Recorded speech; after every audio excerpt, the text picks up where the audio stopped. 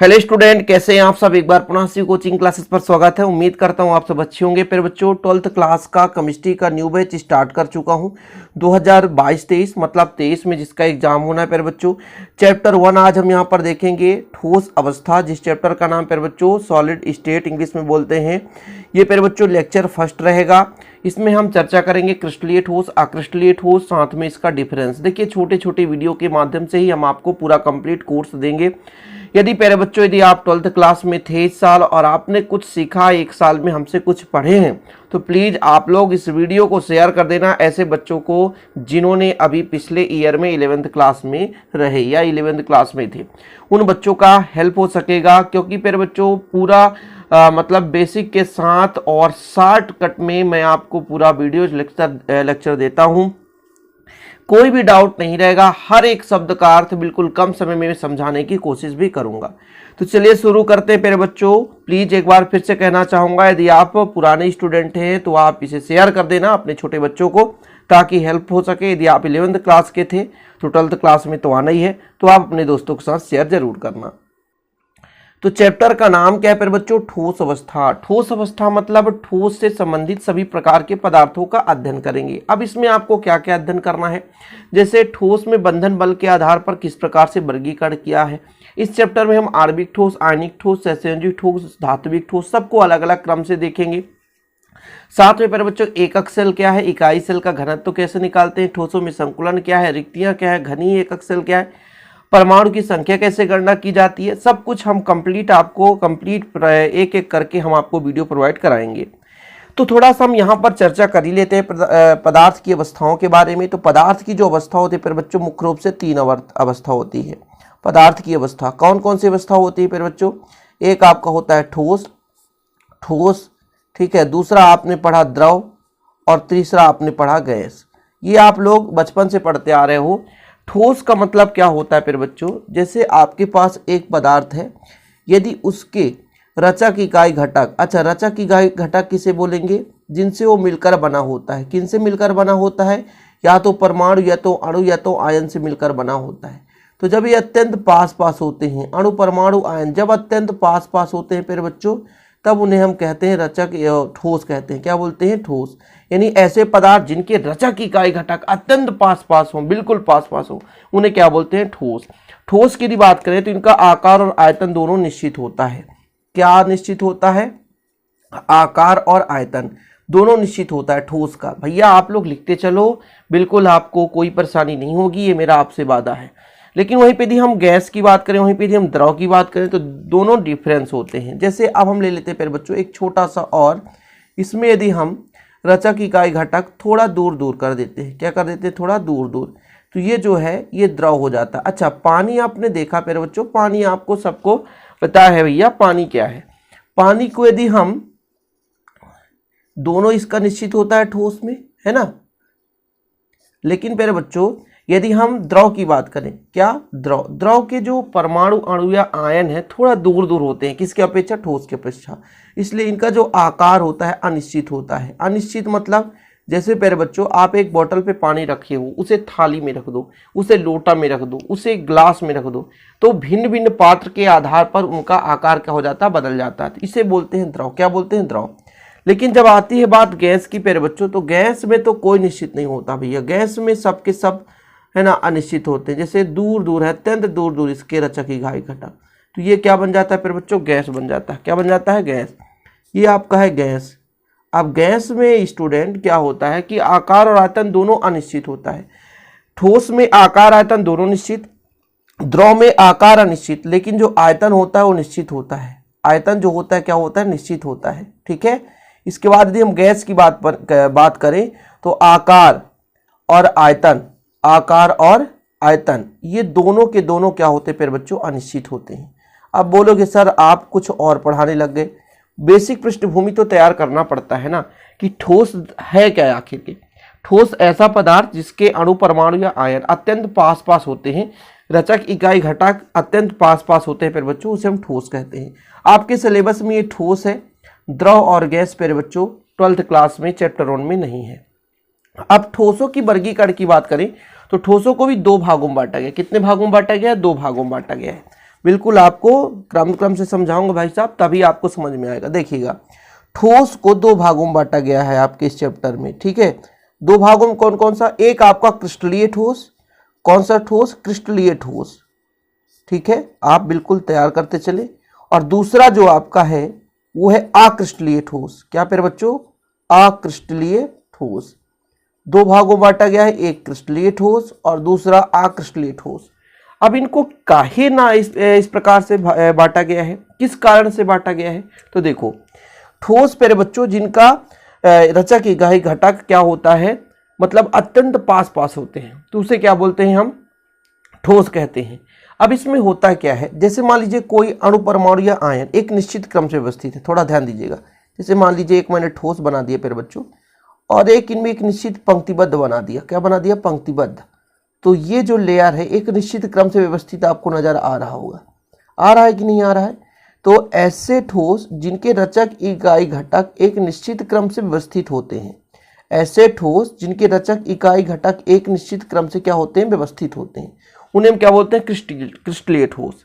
लेकिन हमने दूसरा ठोस लिया और इनमें जो अणु, परमाणु, आयन ये पास ही पास हैं, लेकिन अनियमित क्रम से व्यवस्थित है। क्या है? अनियमित क्रम से व्यवस्थित है, निश्चित क्रम नहीं है इनमें। निश्चित, हालांकि अणु, परमाणु, आयन पास पास हैं, लेकिन निश्चित क्रम नहीं है, अनियमित है, तब इसे बोलेंगे प्यारे बच्चों अक्रिस्टलीय ठोस। क्या बोलेंगे? कहीं भी अणु, परमाणु, आयन बेचारे यहाँ पर बिना मर्यादित है ना, घर की बातों को नहीं मानते, तो ये आपका बन जाता है अक्रिस्टलीय ठोस। ये क्या बन गया? अक्रिस्टलीय, और ये बन गया क्रिस्टलीय ठोस।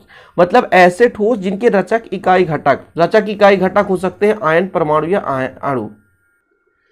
तो इनकी परिभाषा यदि आपको लिखना है तो लिख सकते हैं अक्रिस्टलीय ठोस और क्रिस्टलीय ठोस दोनों के। क्रिस्टलीय ठोस यानी आपका ऐसे ठोस या वो ठोस जिनकी रचक इकाई घटक जैसे आयन, परमाणु या अणु एक नियमित क्रम से व्यवस्थित होते हैं, नियमित क्रम से बैठे रहते हैं, तो क्रिस्टलीय ठोस कहलाते हैं। अब मेरे बच्चों, जैसे स्कूल में पंक्ति लगाता है कोई बच्चा, तो एक नियमित क्रम में व्यवस्थित रहता है कि नहीं रहता है? एक नियमित क्रम व्यवस्थित रहता है। लेकिन मेरे बच्चों, स्कूल की जब छुट्टी होती है तो होड़ लग जाती है, भीड़ लग जाती है, वो क्या होता है? एक अनियमित क्रम होता है। समझ में आया कुछ? अब देखो, क्रिस्टलीय ठोस, अक्रिस्टलीय ठोस की परिभाषा आप लोग यदि लिखना चाहो तो ठीक है, नहीं मैंने पूरा कंप्लीट लिख दिया है, बिल्कुल आप चिंता ना करें। कुछ बच्चे कहेंगे सर हमने तो पुराना भी वीडियो देखा है, आप लोग बिल्कुल पुराना वीडियो देख सकते हो, पढ़ाई विधिवत कर सकते हैं। क्रिस्टलीय ठोस क्या कहलाएंगे फिर बच्चों? वो ठोस जिनके रचक इकाई घटक आयन, परमाणु या अणु एक नियमित क्रम से व्यवस्थित होते हैं, क्रिस्टलीय ठोस कहलाते हैं। एग्जाम्पल में हीरा, sodium chloride, sodium sulphate, iodine, ये एग्जाम्पल आपको तैयार ही करना है किसी भी दम पे। भाई साहब, NaCl आता है, ये आपका क्रिस्टलीय ठोस है। CaCl आता है, ये आपका क्रिस्टलीय ठोस है। यदि आ जाए आयरन, आ जाए कोबाल्ट, आ जाए निकिल, आ जाए H2O, आ जाए कार्बन मोनोऑक्साइड, आ जाए कार्बन डाइऑक्साइड, ये सभी के सभी क्रिस्टलीय ठोस के उदाहरण हैं और याद करना ही पड़ेगा आपको किसी भी दम पे प्यारे बच्चों। आयोडीन की बात करें हम, आयोडीन यानी I2 हो जाए, आयोडीन आ जाए, सोडियम क्लोराइड आ जाए, हीरा आ जाए प्यारे बच्चों, ग्रेफाइट आ जाए, क्या आ जाए? ग्रेफाइट आ जाए, सिलिका आ जाए, क्या आ जाए? सिलिका। ये सब के सब प्यारे बच्चों क्या हैं? क्रिस्टलीय ठोस हैं। क्रिस्टलीय ठोस आपको तैयार करना पड़ेगा। इसके बाद आता है बात अक्रिस्टलीय ठोस की। वे ठोस जिनके रचक इकाई घटक एक नियमित क्रम से व्यवस्थित नहीं होते प्यारे बच्चों, उन्हें बोलते हैं अक्रिस्टलीय ठोस। एग्जाम्पल के तौर पर इसका लिखोगे आप, कांच हो गया, आपका क्या हो जाता है? प्लास्टिक। क्या हो जाता है प्यारे बच्चों? प्लास्टिक। कांच है, प्लास्टिक है, और इसके एग्जाम्पल रबर सबसे बेस्ट। बस ये 3 एग्जाम्पल आप तैयार कर लो। ये आपका एक प्रकार से लकड़ी भी आप लिख दोगे ना, तो ये अक्रिस्टलीय ठोस है, इनके क्रम जो है निश्चित नहीं रहते हैं। तो कांच हो गया, प्लास्टिक हो गया, रबर हो गया, लकड़ी हो गई, ये प्यारे बच्चों क्या है? अक्रिस्टलीय ठोस है। क्या है? अक्रिस्टलीय ठोस। क्रिस्टलीय ठोस में एक नियमित क्रम व्यवस्था, अक्रिस्टलीय ठोस में नियमित क्रम व्यवस्था नहीं होता। अच्छा, जब इनमें एक नियमित क्रम व्यवस्था होगा तो गलनांक भी इनका निश्चित होगा। अक्रिस्टलीय ठोस में अनियमित क्रम है, इनका गलनांक क्या हो जाता है? अनिश्चित हो जाता है।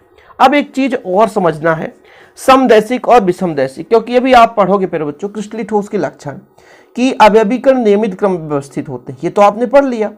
गलनांक क्या होता है? निश्चित होता है, क्योंकि एक निश्चित क्रम में व्यवस्थित है इसलिए इनका गलनांक निश्चित होता है। अब बहुत सारे बच्चे ये बोलेंगे कि सर गलनांक हमको पता नहीं, गलनांक क्या है? तो गलनांक किसे कहते हैं? जैसे कोई आपके पास ठोस पदार्थ है, उसको द्रव अवस्था में बदलना चाहते हो, उसे कुछ ना कुछ क्या दोगे, टेम्परेचर दोगे, कुछ ना कुछ तापमान दोगे, कुछ ना कुछ उसे एनर्जी दोगे, तब वो एनर्जी लेकर के वो द्रव अवस्था में बदलेगा। मतलब एक निश्चित ताप पर कोई ठोस द्रव अवस्था में बदलता है, एक निश्चित ताप पर कोई ठोस द्रव अवस्था में बदलता है, तो उस ताप को हम उसका क्या बोलते हैं, गलनांक बोलते हैं। तो ठोसों की एक निश्चित गलनांक होती है फिर बच्चों, वो भी आपका क्रिस्टलीय ठोस का। ठीक है, समझ में आया। अच्छा, क्रिस्टल निर्माण के समय बाहरी सतह भी नियमित क्रम में दर्शाती हैं। ये तो बिल्कुल सिंपल है। ये क्यों कहा गया, क्योंकि प्यारे बच्चों जैसे हम बाहर से जब देखेंगे तो एक नियमित क्रम व्यवस्थित होंगे तो नियमित क्रम में दिखाई देंगे, यदि अनियमित क्रम में व्यवस्थित होंगे तो अनियमित क्रम में दिखाई देगा। जैसे हमने यहाँ पे कहा ये आपका एक नियमित क्रम में इसके जो रचक इकाई घटक हैं, ऊपर से देखो एक नियमित क्रम में दिखाई देता है। अंडे, कैरेट देखना प्यारे बच्चों, कैरेट को एक के ऊपर एक रख दो, एक के ऊपर एक रख दो कैरेट को, तो ऊपर से जब देखोगे कैरेट तो उसके जो जितने भी अंडे हैं एक नियमित क्रम में ही दिखाई देंगे। तो वो बता रहा है कि यदि हम क्रिस्टल निर्माण के समय में बाहरी तरफ से देखें, यानी बाहरी सतह भी देखें तो एक नियमित क्रम में दिखाई देगा। एक चौथा इसका गुण है पर बच्चों, ये विषमदैशिक होते हैं। विषमदैशिक का मतलब क्या होता है कि यदि अलग अलग साइड से देखें तो उनकी दिशा भी क्या हो जाए, निश्चित न दिखे, अलग दिखे। समदैशिक, कहीं से भी देखें दिशा समान रहे। आपको बताऊंगा क्रिस्टलीय ठोस विषमदैशिक कैसे होता है, आप थोड़ा समझने की कोशिश करें। आप मेरे बच्चों पंक्तिबद्ध स्कूल पे जाओ तो मान लीजिए 10वीं क्लास, 9वीं क्लास, 11वीं क्लास, 12वीं क्लास, सभी क्लास के बच्चे मेरे बच्चों एक पंक्तिबद्ध प्रार्थना के समय, प्रेयर के समय में खड़े रहते हैं। यदि उनको अलग अलग साइड से देखो तो वो अलग अलग एंगल से दिखाई देंगे। बिल्कुल सही है। आगे से देखो तो कुछ और दिखेगा, बाजू से देखो कुछ और दिखेगा, पीछे से देखो तो कुछ और दिखेगा। यानी अलग अलग दिशा से देखने से भिन्न भिन्न हमें दिखाई देता है, इसलिए वो विषमदैशिक, यानी अलग अलग दिशा से देखने से वो भिन्न भिन्न दिखाई देता है। लेकिन समदैशिक पे बच्चों भीड़ इकट्ठा हो गया, कहीं से भी देखो ना वो भीड़ ही दिखेगा, कहीं भी से भी देखो आप वो भीड़ ही दिखेगा, तो वो क्या हो जाता है, समदैशिक हो जाता है। समझ में आया थोड़ा बहुत मैंने क्या कहा कि समदैशिक और विषमदैशिक। समदैशिक में प्यारे बच्चों चारों तरफ से देखो तो सेम दिखेगा, तो वह क्रिस्टलीय मतलब तितर बितर है, नियमित क्रम व्यवस्थित नहीं है, तो कहीं से भी देखो ना तो वो ऐसे ही दिखेगा। लेकिन जो नियमित है प्यारे बच्चों, तो वो तो प्यारे बच्चों साफ है, कहीं से भी देखोगे तो अलग अलग दिखेगा। इसीलिए ना कहते हैं जो स्वच्छ लिखता है, जो अच्छा तरीके से लिखता है, उसके नंबर कटने के ज़्यादा चांसेस होते हैं, क्योंकि वो स्पष्ट रूप से सुंदर दिखाई देता है और अक्षर समझ में आ जाता है। लेकिन जो थोड़ा गलत लिखता है फिर बच्चों, तो कहीं से भी देखो वो तो सीधा काला अक्षर ही दिखाई देगा। ऐसा सिस्टम है। समझ में आया। तो समदैशिक और विषमदैशिक का मतलब समझ गए। अब थोड़ा सा केमिस्ट्री के भाषा में समदैशिक समझो। जैसे अक्रिस्टलीय पदार्थ में प्यारे बच्चों, अक्रिस्टलीय पदार्थ में ऊष्मा चालकता, विद्युत चालकता, अपवर्तनांक आदि गुण सभी दिशाओं में समान पाए जाते हैं। ठीक है, अर्थात किसी भी ठोस की ऊष्मा चालकता, विद्युत चालकता, अपवर्तनांक आदि प्रकार के गुण यदि समान हो, सभी दिशाओं में समान हो, उसे हम क्या बोलेंगे, समदैशिक। लेकिन वहीं पे यदि प्यारे बच्चों भिन्न भिन्न दिशाओं में ऊष्मा चालकता, विद्युत चालकता, अपवर्तनांक आदि बदल जाए तो वो कहलाता है विषमदैशिक। ठीक है, समझ में आ गया। कुल मिलाकर के अक्रिस्टलीय ठोस की भी परिभाषा लिखना शुरू कर दो। वो ठोस जिनमें उनकी रचक इकाई नियमित व क्रमिक रूप से व्यवस्थित नहीं रहते अक्रिस्टलीय ठोस कहलाते हैं प्यारे बच्चों। जैसे कांच है, प्लास्टिक है, रबर है आदि अक्रिस्टलीय ठोस के लक्षण हमने यहाँ पे देखा। देखो, अभिकरण नियमित क्रम व्यवस्थित नहीं होते, गलनांक भी निश्चित नहीं रहता, बाहरी सतह से क्रम दिखाई नहीं देगा और ये समदैशिक होते हैं। तो क्रिस्टलीय ठोस विषमदैशिक और क्रिस्टलीय ठोस विषमदैशिक, अक्रिस्टलीय ठोस समदैशिक होते हैं। अब डिफरेंस तो तैयार करना ही पड़ेगा प्यारे बच्चों। डिफरेंस आप यदि परिभाषा आपसे बन रहा है तो डिफरेंस रटने की जरूरत ही नहीं है, डिफरेंस तो ऐसे ही बन जाएगा। क्रिस्टलीय ठोस की जो रचक इकाई घटक है नियमित क्रम में व्यवस्थित होते हैं, अक्रिस्टलीय ठोस में नियमित क्रम में व्यवस्थित नहीं होते। ये तो पहला एग्जाम्पल है, बिल्कुल सिंपल है।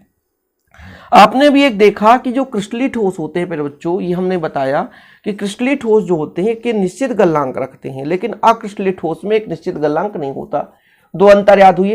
पहला नंबर आपने क्या कहा, इसके रचक इकाई घटक एक निश्चित क्रम में व्यवस्थित होते हैं। अक्रिस्टलीय ठोस में क्या देखा आपने, रचक इकाई घटक निश्चित क्रम में व्यवस्थित नहीं होते। ठीक है, क्रिस्टलीय ठोस में क्या देखा आपने, गलनांक निश्चित होता है, अक्रिस्टलीय ठोस में गलनांक निश्चित नहीं होता। और तीसरा हमने आपको बताया जो क्रिस्टलीय ठोस होता है ये क्या होता है, विषमदैशिक होता है। जो अक्रिस्टलीय ठोस होता है पर बच्चों ये समदैशिक होता है। अच्छा, एक चीज और मैंने एग्जांपल बताया क्रिस्टलीय ठोस में, जैसे सोडियम क्लोराइड, सीजियम क्लोराइड ले लो। अक्रिस्टलीय ठोस में पर बच्चों आप हीरा वो ले लो, रबर ले लो, कांच ले लो, लकड़ी ले लो। ठीक है, इतना क्लियर है। आगे अब देखो, हमने कहा क्रिस्टलीय ठोस को यदि बाहर सतह से देखें तो एक नियमितता पाई जाएगी, एक नियमित क्रम दिखाई देगा। लेकिन जो अक्रिस्टलीय ठोस है, इसको यदि हम बाहरी सतह से देखें तो इसमें नियमितता नहीं पाई जाती, अनियमित क्रम दिखाई देता है। तो 4-5 अंतर तो हो गए ना यार। ये जो आपका क्रिस्टलीय ठोस होता है ये वास्तविक ठोस होता है पर बच्चों, जबकि ये अतिशीतित द्रव होता है, ये आभासी ठोस होता है। अक्रिस्टलीय ठोस क्या होता है? आभासी, है ना, ठोस होता है।